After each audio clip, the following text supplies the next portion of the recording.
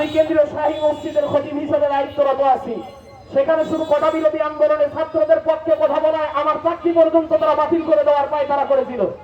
আজকে হিসাব করে দেখেন, আজকে এই কয়েকদিনের ব্যবধানে আজকে তারা নিজেরা গর্তেও পালায়া কুলাও পাইতেছে না। আজকে আমাদেরকে এত নির্যাতনের স্টিমরোলার চালানো হয়েছে, আয়না ঘরের ভিতরে আলেমদেরকে বন্দী করে রাখা হয়েছে। অথচ আজকে এমন একটা পরিস্থিতিতে এসেছে যে তারা মসজিদের প্রথম কাতারে যায় নামাজ পড়ার মতো সাহস আর পায় না। আজকে সভাপতি সেক্রেটারি যারা ছিল আজকে তারা আর মসজিদে তাদেরকে খুঁজে পাওয়া যায় না।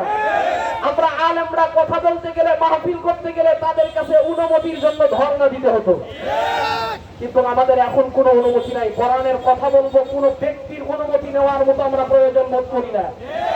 আমরা চাই আগামীর বাংলাদেশ হোক ঘুষ সুদ দুর্নীতি মুক্ত।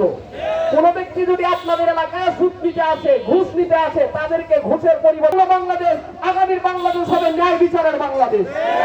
যদি কোনো ব্যক্তি আপনাদের বিরুদ্ধে দাঁড়ায়, ওলামা ইকরামদের কাছে যাবেন আপনারা, এই ইউনিয়ন শাখার ওলামা ইকরাম যারা আছে, কারণ ওলামা ইকরামরা সবসময় ইনসাফের পক্ষে থাকে। আমরা তো গত 15টা বছর দেখেছি আওয়ামী লীগের বিবরণ নামায়, আওয়ামী লীগ নামায় আমরা অনেক কিছু দেখেছি।